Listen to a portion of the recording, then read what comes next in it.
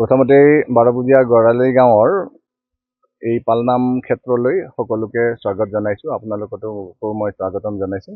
নগাঁও, মৰিগাঁও আৰু হোজাই এই তিনিওখন জিলাৰ চুতীয়া জাতিৰ পালনামে এইবাৰ ৭৫ বছৰত ভৰি দিছে আৰু হীৰক জয়ন্তী উদযাপন নামেৰে সৈতে এই অনুষ্ঠানটো অহা মাৰ্চ মাহৰ 20, 21 আৰু 22 তাৰিখ চ'তৰ 5, 6 আৰু 7 আৰু শুক্ৰ, শনি আৰু ৰবিবাৰে এই ক্ষেত্ৰতে অনুষ্ঠিত হ'ব আৰু এই পালনামৰ প্ৰস্তুতিৰ কাম পূৰ্ণগতিত চলি আহিছে। বাৰপুজীয়া গৰালি গাঁৱৰ নামঘৰ প্ৰাংগণত অনুষ্ঠিত হ'ব এই পালনাম ভাগ আৰু ইয়াৰ প্ৰস্তুতিৰ কাম চলি আছে পূৰ্ণোদ্যমে।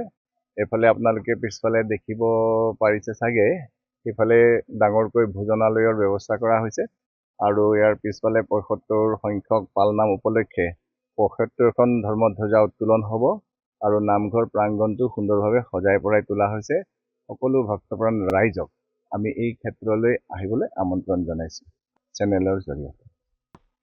জয় জয়তে আপোনালোকৰ জৰিয়তে মই সমূহ নগাঁও, মৰিগাঁও, হোজাই জিলাৰ ৭৫তম হীৰক জয়ন্তীৰ পালনামলৈ তিনিওখন ডিষ্ট্ৰিক্টৰ লগতে সমূহ ভক্তপ্ৰাণ ৰাইজকে আমন্ত্ৰণ জনাইছোঁ আপোনালোকৰ জৰিয়তে।